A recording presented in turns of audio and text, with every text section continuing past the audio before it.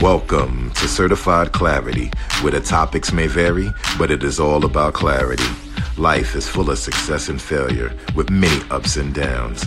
How do we savor the successes and see the lessons in our failure? Join us as we discuss overcoming adversity, taking full advantage of opportunity, and turning pain into purpose. Hello, good morning. I am phenomenally impressed with this next young man. He's doing big things in big ways. Earnest Epps is a CEO, an international speaker, and a digital marketing entrepreneur. Earnest has nearly a decade of sales and marketing experience, both online and offline. His exposure and unique marketing strategies combine to create a powerhouse that is unparalleled in the e-commerce industry. Ernest was once a prisoner in a cage in a cubicle. This 9-to-5 uneventful life had him chained like many people, but he was able to break those chains through the hidden secrets of drop shipping.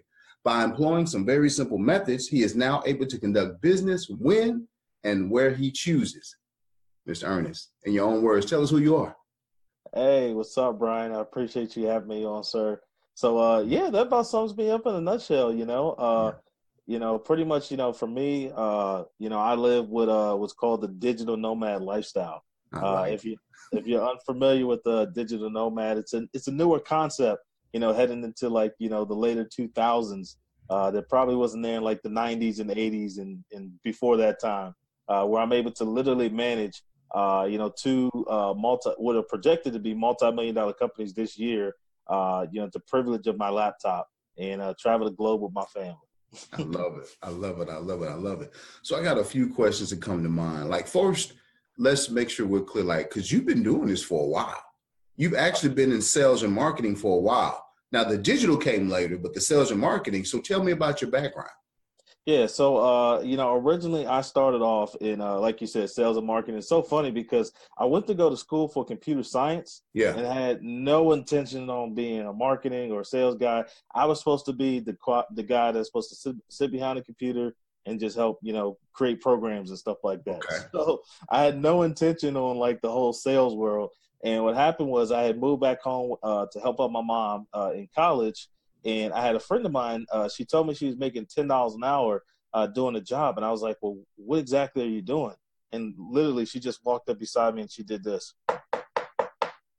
I'm like, what does that mean? She's like, I'm knocking on doors and I'm passing out flyers. I'm like, all right, cool. Well, $10 an hour, sign me up. Right at the time, right? Yeah, I'm like 18, 19, years old. And I'm just like, I keep things really simple because a lot of people, when they get around me, they think that it's a lot of these, big, massive, just like hidden strategies that are just overwhelming and compelling. Yeah. And, I'm a really basic dude. So I was like, well, minimum wage at the time was like $7 an hour, $6 an hour. Right. I'm like, I could get $10 an hour, literally working the same hour. Right. Sure. I'm not looking at the task. I'm looking at I got to work. So I'd rather get $10 to do it. I like that. So you looked at working as not necessarily, you looked at the utility of it. You were like, if I got to do it, I might as well make as much money as I can and be as free as I can. Hey, that's exactly what I did. Gotcha. And still doing it to this day. Absolutely. That's the blueprint. Okay. I'm sorry. Keep going. You were saying. Yep. Yeah. So, I started working there. And, while I was working there, I actually ended up getting 2 other jobs while I was going to school full time. So I was stocking overnight with shoppers. I was working as an administrative assistant for a limousine company, and I was going to school full time, just navigating through life, helping out mom, because that was the reason why I picked up the other jobs, was so I could help out my mom. And so as I was working at the door-to-door company, I realized something, that the people at the office, when they were passing out checks, some people would get an extra check. And I was like, caught your attention. What's this extra check thing? It took me a while to get onto it because I'm not paying attention to what's going on. Yeah. And someone at the office just like, oh, that's a commission check. I like it. What's a commission? Right. What does that mean? Right. Let me meet her. Let me meet who she is. Who is she? Yeah. Who's this commission lady you're talking about?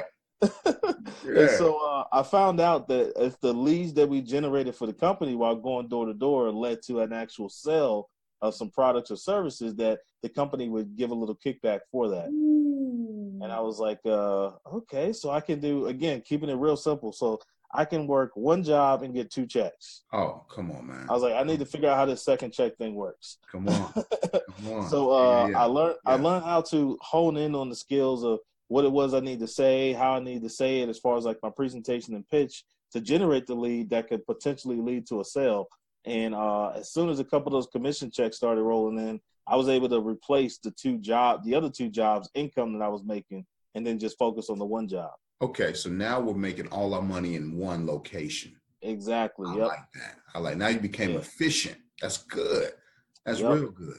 And man. So I love it. So let me ask you a question. I gotta ask a quick question. So then, okay, so you're saying that you saw an opportunity, right? You went into this environment. So you really just took a job because it was the best paying job that you knew about, $10 an hour. That's how you got in, right? Once you got in, you maximized or paid attention to your environment and made the most of that environment. Yeah, man, you made that sound so sweet.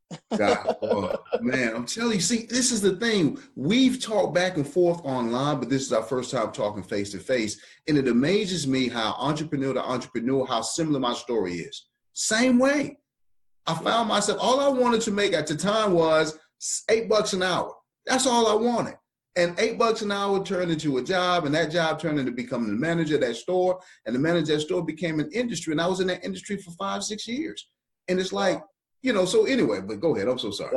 Actually, that's so crazy that you mentioned that, because guys, if you're listening to this right now or watching it, me and Brian have never like shared our stories before. Right. So we didn't just like set this up so we could have this really awesome connection.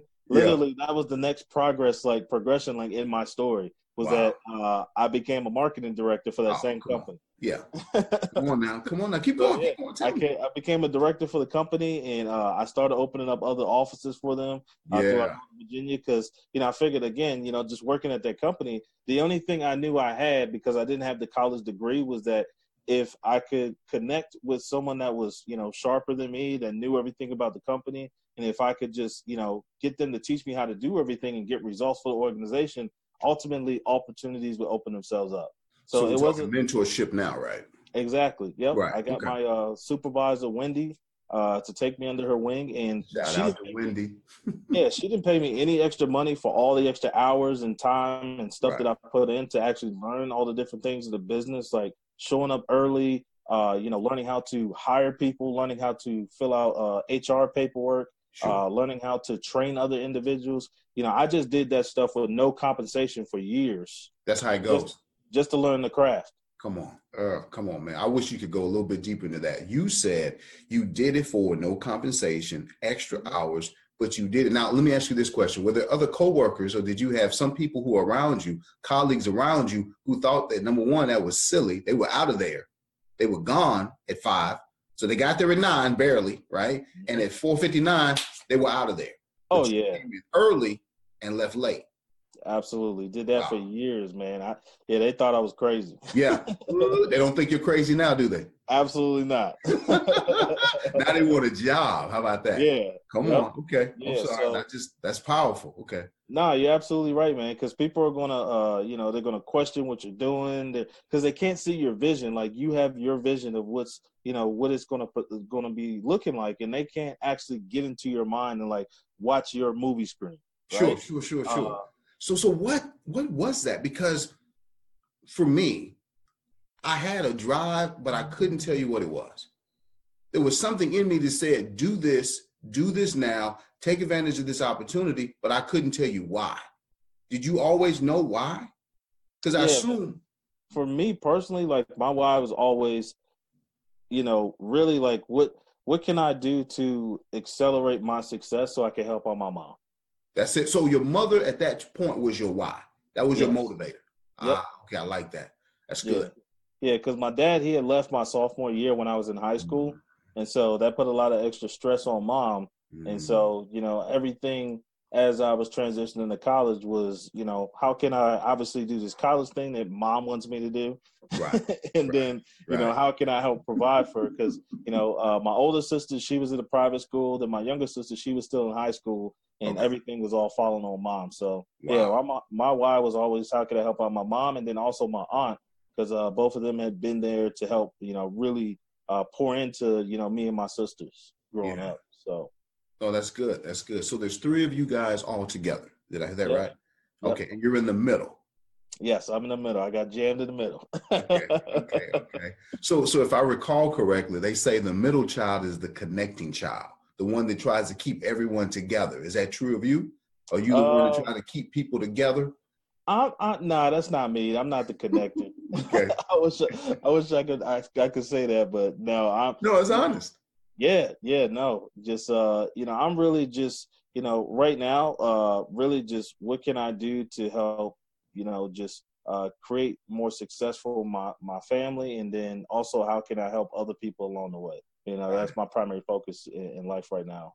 Got it. So, okay, so let's go back, because you were talking about sales and marketing. You went in, you were working hard, you were able to distinguish yourself from other people in this environment, but you were doing this before digital marketing was cool, or before this was. Yeah, so I didn't learn about internet marketing and stuff until actually I learned about internet marketing as a part of getting involved in network marketing. Yes. Because when I was working for that company and I was transitioning to become a marketing director, I actually picked up Robert Kiyosaki's third book in his Rich Dad Poor Dad series. Yes, it's The Guide to Investing: What Separates the Poor and Middle Class from the Rich. And I read that book and it messed me up. Yeah.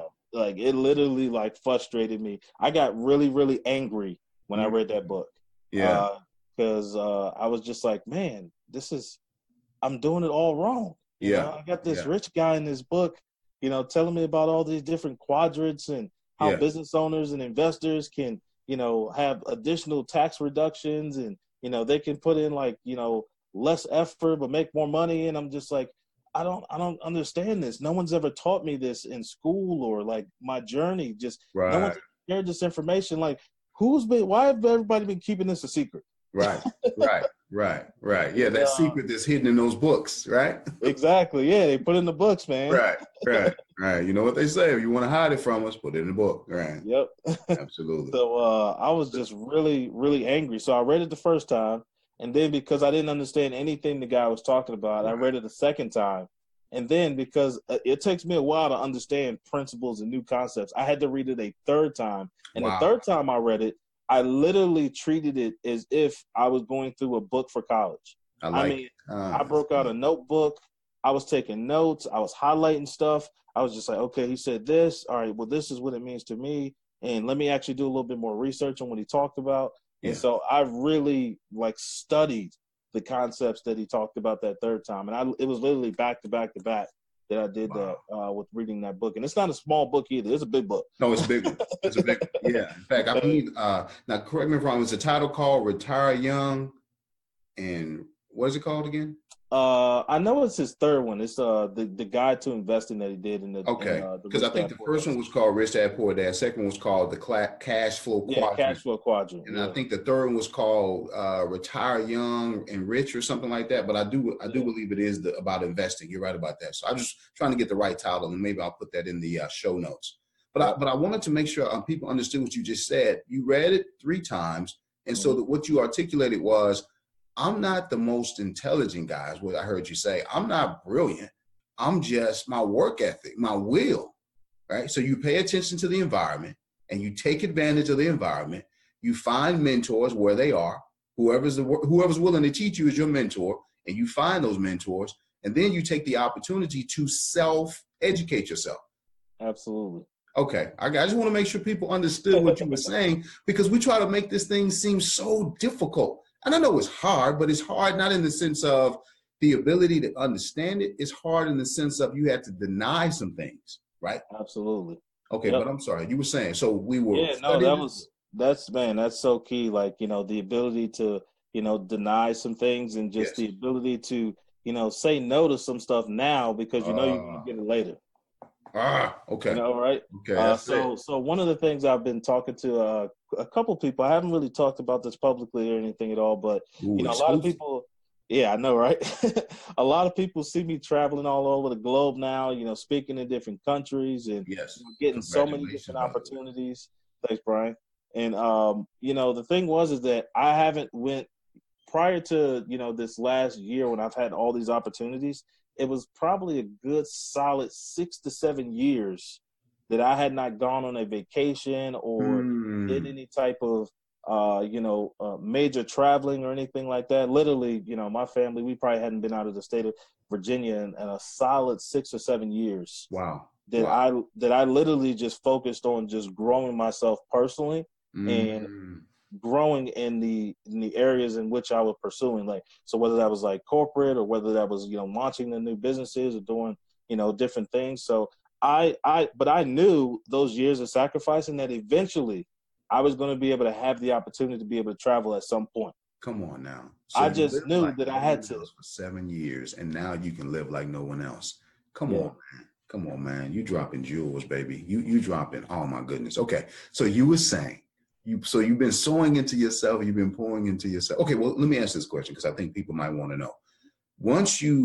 At what point did you make the transition from traditional sales and marketing, door to door? Because I love the fact that you started at the bottom level. You started knocking on doors, creating leads. Then you transition from the lead side to the commission sales side. And people don't know this now, but knocking on a door, that is the hardest sale ever. That is the hardest sale. So you were able to fix it or figure it out on the bottom level. So, okay, you transition into management, you found a mentor. At what point do you make the transition from traditional sales? When does e-marketing start or digital marketing start to come into play? Yep. And before I make that transition too, I will have to say I mastered the art of knocking on doors, man. You got to master something. Like I've literally mastered the art of generating business on a high level. Millions of dollars I've generated knocking on doors. Stay right there for a second, because that's important, because that's the blueprint. And you took that confidence, that mastery into digital marketing. Go ahead. I'm sorry. Oh, yeah, man. Yo, Brian, you giving away all the secrets today, man. I'm telling you. If people listen to this episode, I mean, like, literally, like, you're going to be blessed. So, I mastered that art in door-to-door sales, and I started to look at other vehicles that I could pour that into after Robert Kiyosaki kind of messed me up mentally. Okay. I'm like, all right, I got to figure out what to do, right? And so, one of the things he talks about in the book is doing network marketing. And so I'm like, all right, well, again, I did network marketing, again, not being the most intellectual person. I'm like, all right, this rich dude said network marketing is cool. Let me go do that. Right. So started doing that. I did that for 6 years. I made absolutely no money, but it was a great opportunity. It was a great opportunity because I grew personally like crazy. Okay, tell me about that, because I used to be so anti network marketing because of the second part. The first part, you said I didn't make any money. So I was anti-network marketing, but now I've come to understand something, and I think you're about to answer it. But it gave you the ability to do what? It taught you how to do what? It gave me the ability to sharpen the axe with my communication skills. Yes. Come on. And my ability to create connections with people. Got it. And as well as, figuring out like a really good process and system on how I can pour into myself.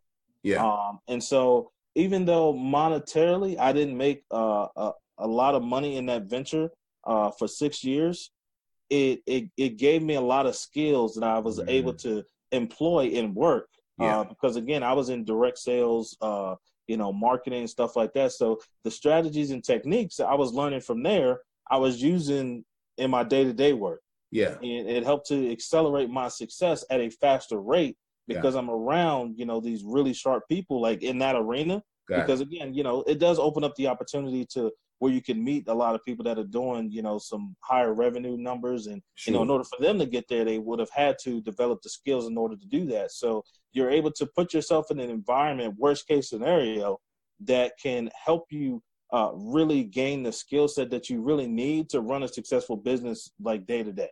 Gotcha. And that's one of the bigger things that I was able to take away from it. That's powerful. Yeah. And that helped me out a lot because I'm like, all right, well, I might not necessarily be able to use this here, but like, man, this is a really cool strategy that they do, when they talk about, how you should pitch your products or, how you should sit down with the prospect and how you should greet the prospect. And so I took some of those things that they were doing in that arena and, transition them into another. So along my journey with network marketing, I discovered internet marketing because, I'm just like, okay, network marketing. And like, I'm just Googling online. And I, start hearing more about internet marketing and e-commerce. And I was like, all right, this stuff is pretty cool. And the thing that got my attention was a quote that Warren Buffett said, where he said, if you don't learn how to make money while you sleep, you're going to work until you die. That's the answer. Please repeat that. That's powerful. Yeah, if you don't learn how to make money while you sleep, you're going to work until you die. You're going to work until you die. Thank you. I got to take that to heart. Okay, that's good. That's good. Yep. And so I was just like, okay, like this network marketing thing's cool, but I got to still trade my time for money. Again, going back to Mr. Kiyosaki's philosophy, like with the cash flow quadrant, like the people on the left-hand quadrant that are employees and small business owners, they have to trade time for money. If you put in time, you make money. Like, whether that's $100 an hour, $25 an hour, whatever it is. But the people on the right side of the quadrant, like the business owners and investors, they figure out ways that they can take their money and make that work for them. That's right. They don't work they don't put the time in to make money. They put their money in to make more money. Right. Exactly. So I'm like, all right, this whole internet thing, it seems like I have the ability to be able to do that. Cause I looked at a couple different arenas while just kind of studying that thought process. And I was like, all right, you got real estate, you got the stock market, and now we got this internet thing. All right. So I'm like, well, to really do well in real estate, from what I can see, you got to bring a lot of money to the table. Great opportunity, really awesome ability to create wealth long term, but you gotta pay to play. Right. And I looked at the stock market and pretty much came to the same analysis. Like, even if I put, $10,000 into an investment, 1% of $10,000 is okay, but 1% of like $100,000 is a whole lot better. So a lot better. I don't really got 100,000. Yeah, right. If I had to spare $100,000, right. And so the last thing I looked at was like, okay, well, with internet marketing and e-commerce, it's a small barrier to entry, and I could have the ability, if I learn how to really expand the business, to be able to start off at a small level and then kind of grow from there. Literally, I took $12.50. And I've now turned that into a 7-figure business. Come on. And I'm like, if you're listening to this right now, like this, like I'm not overhyping anything. I'm not saying this to make you feel good. I literally started a DBA in Virginia. It costs $12.50. $12.50. Come on. And I put up a website, and I contacted some manufacturers, said I wanted to sell your products on my website, and I started advertising. And again, like this is all straight across the board. When you launch a website, if you use a platform called Shopify, they'll give you $100 AdWords credit to be able to use Google to do advertising. Yes. So I took that $100 and I used it towards advertising, and it brought me in my first few sales. Like my first 30 days, I did $3,400 in revenue. And I took all that money and I just reinvested it back into the business. So every single month, I just kept reinvesting. And it wasn't until I was doing roughly I think around $6,000 to $8,000 a month in profit that I actually started taking money out for myself. That's smart. So you were working a job all this time. Oh yeah. When I decided to take e-commerce serious, so I started back because most people that see me now, they don't listen to this part of the story, Brian. They like to see the part where I'm on stage, I'm flying all over the world, but they don't want to remember the part that, Ernest started back in 2009. When I started back in e-commerce in 2009, I really didn't take it serious. Yeah. Right. So I was doing network marketing. I was working my full-time job. And what really messed me up, Brian, was that I landed a sweet, awesome opportunity working at a marketing firm. Wow. And I got sold on that company's dream. Sure. I got sold. I got locked in on the vision for what they had for their organization. Right. And just to be clear, that was the pinnacle of what you had been doing up to that point. That made sense. It was logical. Yep. Got it. But you had created something over here, this digital marketing thing, which was emerging because actually it's a new market. Yep. Right? Okay, go on. I just want to make sure that was clear.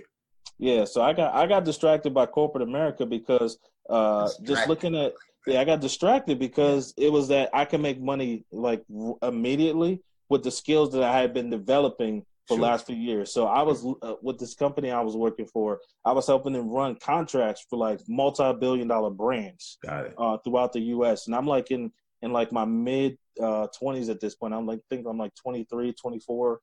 possibly 25. And, you know, Brian, I mean, I was crushing it, man. I mean, I was literally like, they were paying for my car. They were paying for my cell phone. They would fly me all over the country. I had a company expense card. Whenever I went to a new area in the country, they were paying for the hottest vehicle that was on the lot. I mean, they would treat me good, man. I thought I was going to be there for the rest of my life. They were all bribes. They were all bribes to keep you from doing your thing. Exactly. Literally.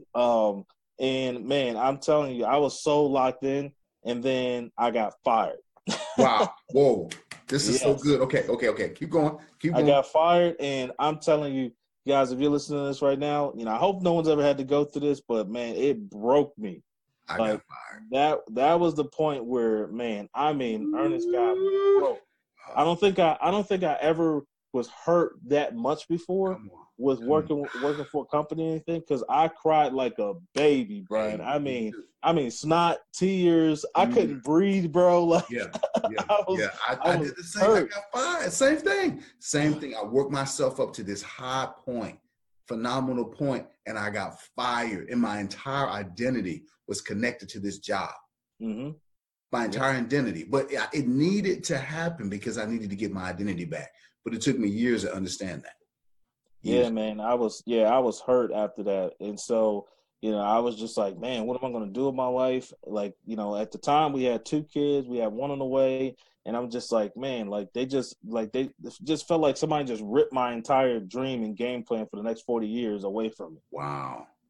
Like, I just was just devastated. And so I ended up getting another job. And while working there, you know, I seen an ad show up in my newsfeed, and I was just like, oh my gosh, you know, drop shipping, e-commerce. And the first thing I told myself, Brian, because I hadn't seen any type of success with any of the ventures that I was doing, whether it was like affiliate marketing, network marketing, e-commerce. And the biggest thing I always tell people is that when I was doing those other ventures or side hustles or whatever you want to call it, was I was never fully committed to the process. I like that. I just kind of played with it. Yeah, right? I like that. I was just like, you know, I did a little bit here. And like, you know, I'd write a blog post and then just put it up and like, oh man, I'm about to get rich, man. Like, everyone's going to find this article. They're going to love it. Yeah. And then I forgot, like, you know, even being a marketing person, like, I forgot I had to actually market the article because I'm thinking it's the internet, right? Like, people are just supposed to find this stuff, right? Yeah, right. And so it was just that I never fully committed to the process. And when I talked about earlier, like mastering the craft, I didn't strive to master the craft of digital marketing when I decided to do it. I just started putting in a little bit of work, expecting these big results. And when they didn't come, I just kind of shifted to the next thing. Yeah. And so that was the biggest difference between when I decided to take it serious in 2015 versus when I decided to do it over like the last few years. And so when I started seeing some of the articles and stuff, the first thing I immediately thought was just like, oh man, you know, this whole like making money on the internet thing is like, you know, it's kind of fugazi. Nobody really does it. I don't know anybody that does it. You know, I literally told myself, like, put myself in the mindset of the only people that were successful were the people that danced around on unicorns and sprinkled fairy dust, because I don't know any of these guys. Yeah, I'm with you on that. Because of course, like you said, you were doing the network marketing and then you say digital marketing. They sound like they're the same thing. Yeah, exactly. Like, you know, and when you're brand new, you don't know, like you're just going to Google, like research and stuff. And so what I did was I'm like, okay, what kind of messed me up, Brian, because you know, I understand how to do, at this point, I understood how to do research properly, right? I knew how to properly, like, vet an opportunity. Okay. And so I started doing some more due diligence, and I ran across a report from the U.S. Census Bureau where it talked about e-commerce and how it's projected to do, by the year 2020, $600 billion in transactions. Wow. And this is objective information. Yeah. Okay. Third-party resource, credible resource. And I'm just like, well, again, you know, back to just keeping it, being simple person, just like, man, well, this is 600 billion by 2020. And then at the time it was like, you know, they were saying that that exact year that there was going to be like, I want to say like 100 billion or 200 billion dollars in transactions online. I'm just like, well, you know, that's a lot of money, and I don't need, you know, all the billions of dollars. If I could just figure out a way to carve out a little piece of the pie, I'd be all right. Yeah. Like I don't need the whole 600 billion, but I could take, 15, 20 million out of that 600, right? Yeah. So I'm like, a little bit, right? Yeah. I was like, man, I got to learn more information about this. So I went to YouTube University and started educating myself. And I was like, wow, there actually are people that are winning in this arena. Yeah. So my belief level started to increase because I started to see other people winning in an opportunity that I was looking at potentially pursuing. And so I was just like, all right, here's what I'm going to do, Ernest. And I remember it like it was yesterday, Brian, because I made the decision. Like I made the decision September 2nd, 2015. I said, you know what? Here's what you're going to do, Ernest. This time when you pursue this opportunity, you're going to give it the same energy and effort that you were giving corporate America when you were running all these different business projects for everyone else. Just hear me out. Just give yourself the same energy and effort that you were giving to these other companies. Give it to yourself and your family. Just give it to yourself. Show up early. 30 days. Late. I love it. Find a mentor. I love it. Go ahead. Yeah. Just do it for 30 days, Ernest.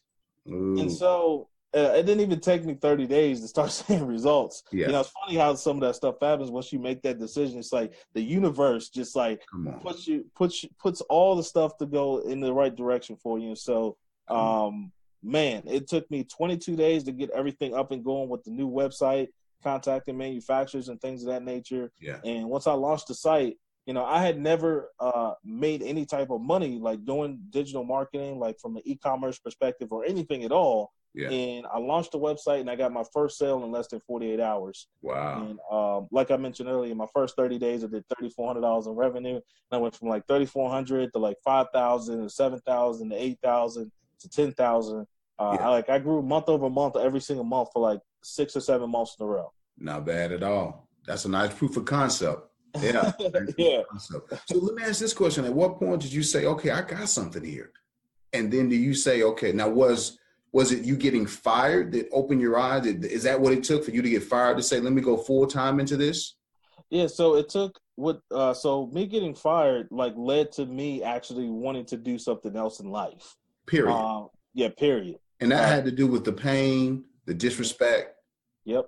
Okay. Got it. Yeah. That pain just honestly, for anyone listening to this right now, I would have never genuinely gave myself that effort had I still been working that job. I mean, you talk about one of the sweetest, coolest jobs ever. I love it. It was just amazing. I worked really, really hard in the beginning to get to where I was in the company, but getting there, it was just man, it was awesome, man. I tell people it was my dream job. Of course. I'm flying all over the country. Yeah. They're flying people into Virginia to come see me I'm like this big shot, man, it was everything you could possibly imagine working in a corporate environment. And it was just, if that didn't happen, I really wouldn't have taken it serious. So it was between that and, just wanting to really provide for my family, because after that, it was just really, really rough, with me just trying to figure out what I wanted to do in life. So I know you had mentioned earlier, you kind of went through that identity, aspect. And I went through the same exact thing. I didn't know what I wanted to do. I had a little bit of money tucked in away. So I had actually pursued starting a social media company that didn't really work so well. And then I started a web design company that didn't work so well. You were finding yourself. Exactly. I was the same thing. Yep. You do this, you try this, you try that. Yep. And what you had was already in you. Yep. You already had it. Gotcha. Okay. Yep. Yeah. And I just went through that season, and then I just, for me, it was just, okay, once I figured out the vehicle that I wanted to really be in, it was all right, let me pour everything into that vehicle. The right vehicle. Okay, that's good. That's good. And so once you found the right vehicle, you poured every talent, every gift, and every ability you had, every skill that you had acquired into that vehicle. Absolutely. I love it. Okay. I love it. Yep, because it's so crazy, because a lot of the success principles that you learn, no matter what the arena is, they're so applicable universal. To whatever it is that you're really looking to do and pursue. I'm telling you, your story sounds so like my story in different industries, though. So similar, man. Okay, so okay, let's make sure I got it right. So you had dabbled into internet commerce, but you really didn't take it seriously, and you had some success. You get fired, and now you try a few other things. How did you and why did you come back to e-commerce? It was straight up because of a Facebook ad. Okay. Yeah, I seen a Facebook ad. Because here's the thing is that I knew I wanted to do something, but I didn't know what that something was. Because I went, because at this season, like, you know, attempting and trying to find my identity and just doing a couple other things, you know, I wasn't really generating any revenue at that point. I'm just kind of like dragging on saying. You definitely broke. Yeah. That's part of it. Yeah. Right. Yeah, so I decided right. Exactly. So I decided to go back to work, you know, so I could help put food on the table. And you know, my fiance, she's winning at this point, like over the last like couple of years. Like she's winning in this part of the story. Like, you know, she's the one making all the money, providing for the family. Yeah. And, you know, I'm just figuring myself out, right? And the thing is that all that messes with your head. Exactly. And doing this season too, like I'm reading a lot of different books, like I'm reading a lot of different articles. Like I'm still, guys, even though I'm like super broke, like I'm still studying a lot of different things that I'm pursuing. Like I'm still like, there was not one day that I wasn't like flipping up the laptop, you know, learning how to get better at what it was that I was doing. It was just, you know, I wasn't able to really pour myself into that because I just didn't really get connected to the vehicles I was looking to pursue. It was just a challenging season for me. So, you know, when I went back to work the 9 to 5, I just knew I needed to do something. I just didn't know what that something was yet. Right. And so then that's when I started doing the due diligence on e-commerce. And I'm just like, all right, well, you know, this vehicle seems to be something that could, you know, achieve a lot of the different things that I've wanted to achieve pursuing these other things. So I'm like, all right, you know, if I learn how to take this business serious, I could be able to spend more time with my family. I could eventually be able to take vacations. I could make money while I'm sleeping. You know, it's just like I figured, like it looked like the vehicle that could help position me the best from a long-term perspective. And so I was just like, all right, well, this is it. And if I'm going to do it this time, you know, I need to be committed and all in and take everything that I've been learning over these last few years and just pour it into the vehicle. Got it. How has that changed the dynamics of your relationship? Because I would imagine, and I'm not saying that this is your case, but I know it's my case. My wife actually said these words to me. She was like, even though I had saved the money up, even though the bills were being paid, even though I had taken care of everything, she still was looking at the fact that I wasn't working. And I was like yourself, figuring this out. I was trying to figure out my next move. And I'll be honest with you, once I got the business successful, she came back to me and said, you know what? I didn't see it. And now she respects me for that diligence. But I don't know, in your case, was it the same? Did you have was there a sense of, what am I looking for? Maybe not non-belief, but maybe was there a change in her perception of her man now that you're successful versus when you weren't successful? Oh yeah. So here's the thing, guys. When I decided to get serious, and this is so good that you bring this stuff out, Brian, because these are the things, like these are like these are like the highlight reels that most people don't like to talk about, like the stuff you see in the movies, right? The storyline you see in the movie, but we don't really talk about it like from a public perspective, right? Sure. You guys, like most people just see like the highlights, like, oh man, you know, Brian's killing it with his business, carrying it up in the marketplace, like he's so awesome, he's amazing, he's always had it, he's always been so great. No. Right? No. So when I decided to get serious with e-commerce, guys, you got to remember, I was failing at everything else. So, you know, I didn't even tell my fiance that I was pursuing something else while I was working. Wow. Working the new job. I didn't tell her. I didn't tell my friends. I didn't tell my family. Like, I didn't even tell my own mama, right? Wow. And I love mama, right? Love mama, yes. I didn't tell nobody, because the thing that I knew when I started it was that I could not afford, from a mental perspective, to put myself in a position to hear any negativity, because that would just crush my spirit at that point in time. That's important. That's important. You know, like you got to look at it. I just increased my belief to say, like, I believe this could actually work for me. So I knew I couldn't afford to have anything else come shatter that new belief that I had built up. So you had to protect that idea like it was a baby. So you got this idea, this baby, and you had to protect it so much so to the point where you can't even tell anybody. Yep, I couldn't tell nobody, man. I'm like, I get that. Yes. Yeah, I was like, look, I'm just going to do this and I'm going to make it work and then figure out, like, you know, once people start to see the success, then everyone's going to know what's going on. That's the blueprint. That's the blue. You can't run out and tell everybody your idea. You can't run out and tell everybody what you're thinking because they're going to give you all the reasons why it won't work. This is good. They're going to give you the reason why it won't work. They're going to give you their perspective of what they think is going to work. You know, I just actually, you know, I had a really, really big client that I just turned down from a consulting perspective. Turned down. I like canceled the deal. I mean, it was a fat deal, Brian. Like it was like a $40,000 deal. Wow. I turned down because he wanted to tell me the perspective of everyone that he was talking to and what they wanted to say about it. No. Right. And I'm just gotta believe. Listen, like, you know, I'm not a big shot or anything, but I don't need the money in order to, you know, continue to do what I'm doing. Right. So I don't need the negativity. I don't need the negativity. Buddy, like, if I'm going to help you, the best way that I'm going to be able to do that is unless you fully commit to everything it is that I'm telling you that we should be doing in order to help you really create success with what it is that you want to do. Wow. With your business.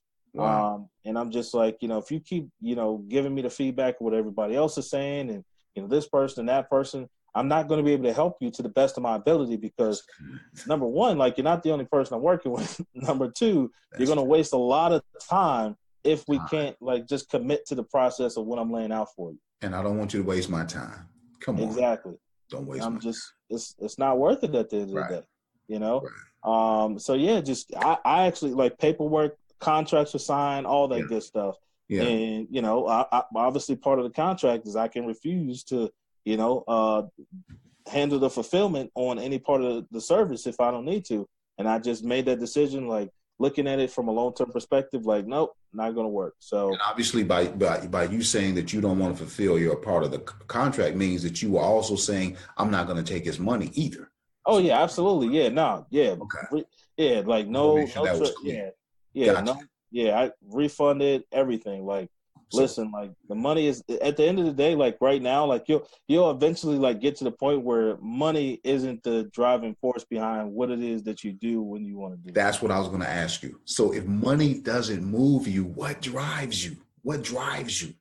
Yeah, man. For me, it's, man, straight up just, you know, back to the fundamentals, like especially now having kids, just my family.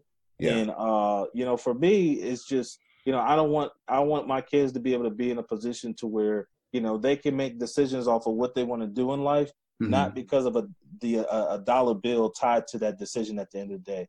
Like so many people talk about, oh, you know, money isn't everything. You know, money isn't, you know, the all whatever. And the thing is, at the end of the day, like you need money to do stuff. Like let's face it, like you gotta have some money in the bank to make a decision on doing something. So the thing is that I want to position, you know, myself and my family where we make decisions off of what we want to do because we want to do it, not off of how much money is in the bank.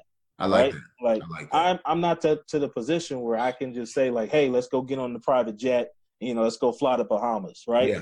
But I do want to be in a position where I can be like, hey, Brian, what you doing today, bro? You know, I got this, I got that. Hey, listen, cancel that. We're going to hop on the private jet and we're going to go ahead to, Puerto Rico for the day. Right. Then we'll come back in the evening because, you know, we got to see the wife at the end of the day. Right. Because there's some money to be made in Puerto Rico. Yeah. Yep. But I just want to be able to make the decision. I like it. Stuff like that, right? And the thing is that, you know, I tell some people, like, they make nice stuff for everyone, right? Like, they make nice stuff. Like, they make the Ferraris and the Maseratis. And if you don't want that, that's fine. That's okay. But they make this stuff for someone. Why not you? Why not you? Why not you? That's now, if you don't want it, that's okay. Yeah. But if that's what you like, if that's your thing, like, you know, go get a really nice car. Go drop $200,000 on a Ferrari. So that's the question. Okay, so now we have, because you've been at it for a few years now, being successful on the e-commerce side. You fully transitioned into the e-commerce, but you have many aspects because you have multiple businesses. So you have the drop shipping part, you have the e-marketing part, you have the e-commerce part. So you got money coming from a number of areas. Once you started to roll and get some serious, because really you had one proof of concept and you've scaled it. Now that you've hit scale and the money's coming in, the relationship with your wife has changed. How has that income and that success changed the dynamics of your family? Man, it's so, one of the biggest things that it's done, and man, guys, if I don't wish this on anybody, or if anybody's listening to this right now. So, my oldest son, Jeremiah, he started having seizures, and they started getting really bad. Oh, wow. We had, my fiance's mom, she was a babysitter for us. And then she eventually moved to Canada. And so we had one of her sisters babysitting for us. But, quite honestly, like they weren't really like on schedule or on task with some of like the medications and stuff that he had to fulfill. Okay. And, or medications that he had to receive like throughout the course of the day. And so, his seizures weren't getting any better. They were actually just like, they were getting better in seasons, but then he would just kind of fall off the wagon, just start having really bad seizures. And, it wasn't until, I was able to replace her income and she was able to come home full time that we were able to get him on a regular schedule and get him to where he was receiving his medication and stuff online or on time. And then now he's actually, we got him down from like they were looking at possibly putting him on a third medication, but now he's down to one medication and they've reduced the amount of that one medication and he hasn't had a seizure in almost a year. What I heard was I was able to replace her income. I love that. Brian, like e-commerce is literally like, it's like save my son from having seizures. Save my son's life. That's powerful. That's powerful. So, man, like anybody listening to this, whatever it is that you're doing and pursuing, like your family is counting on you in a larger capacity than what you even realize, right? Like you got to look at, whatever it is that you're doing and pursuing. And like, you got to get out of your own way because somebody needs you to win so you can help them in whatever it is that you're doing. Like whether it's your immediate family, whether it's an aunt, whether it's an uncle, or maybe it's just you growing so you can be able to share your experience with someone else to inspire the fire within them. I love it. I love it. I love it. So at a point, you're not even doing it for you. You're doing it for them. Oh yeah. Oh, absolutely, man. Everything I do now, it's for my family, and then it's for the ability to be able to help and serve other people along the way. That's what I wanted to ask you about because you've done a great your e-drop ship group on, and forgive me for saying it wrong, on Facebook is expanding. It is blowing up. Where's the passion to teach other people? Because you give this information so freely. So where is that coming from? I understand why you needed to leave the job and establish something for yourself. That makes complete sense. I understand why you needed to do something for your family. I get that. But now we're talking about being completely unselfish. Now you're teaching other people how to do the same for themselves, people who don't even know you. So where's that passion coming from? Man, that passion is coming from the fact that when I started my journey, I had nobody to lean on. I had I had no trusted resource, over the years of just trying to find myself, right? And the thing is that for me now, it's just that I want to be that resource and that go-to person that people can say, hey, like if you want to learn about e-commerce and digital marketing, like, Earnest is your guy, right? Listen to what that guy has to say. He's a trusted resource, and you don't have to go all over the internet and all these different places. Like you can literally just park the car and just kind of listen, right? Like what you're doing with your podcast, Brian, like if you're looking to learn about entrepreneurship and, really like, the right mindset and thought process and mechanics of what you can do to, grow yourself in an entrepreneurial perspective, like park your car with Brian and listen to everything this guy has to say. You're kind of say, because that's my goal. I want to do the same thing. And I say it this way, entrepreneurship saved my life. It really did. It saved my life because it created an opportunity. Because the income is only one aspect of it. That's only one aspect of it. It's the blueprint. It's the freedom. Because many people talk about, because I have customers like yourself who I turned out. and I turn down because, like you said before, either they don't believe in the process, or there isn't a mutualism, or they have an expectation that's not realistic. And so for me, I turn customers down, not necessarily because I'm interested in the money, but because I'm actually interested in the freedom. Well, I'm an entrepreneur because of the freedom. I wanted one thing, and I wanted to be able to determine for myself when I made money and when I didn't make money. I didn't ever want to be told you can't make that, or this is your new, because I've had that happen before. This is your new pay rate, and it was lower. And what you're going to do, you got to accept it. I've had that happen before. Or like you said before, I've been fired before. So what I am into the aspect of entrepreneurship is about self-determinance. That's my thing, self-determination. So let me ask you this. I know you're busy. I know you got to get back to making money. So how do we contact you, man? How do people get in contact with you? Tell us about your Facebook group. Absolutely, yes. So, there's the best way to contact me is through Facebook. That's where, man, pretty much like I'm in there. That's where I live at, right? Yeah, it's Facebook. My first name is Earnest, Earnest Epps. That's my first and last name. I got a Facebook group called Ecom Dropshipping for Entrepreneurs. So again, that's Ecom Dropshipping for entrepreneurs. And if you're interested in learning how you can build a successful e-commerce business, I have a e-commerce academy called Built to Sell. And you can go to builttosell.us. So it's BUILTTOSELL.us. So builttosell.us. And that's where you can find more information about the e-commerce academy. Awesome, man. Awesome, man. I look forward to doing this again, man. And we're going to talk offline, man. I look forward to talking to you more and more and more. And I appreciate you doing this. Thank you for your time. Hey, man. Appreciate it, Brian. Appreciate your time, my friend. Absolutely, man. Get back to making money, my friend. Yes, indeed. Thank you. We'll talk soon. Bye. Right.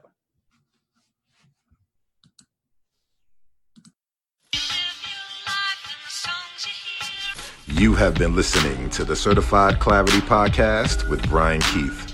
Remember, before we can strive, we must survive. Once we have mastered the strive, then we can thrive. If you would like to contact the host or any featured guest, please see the podcast show notes. Your feedback is welcome. Thank you for listening.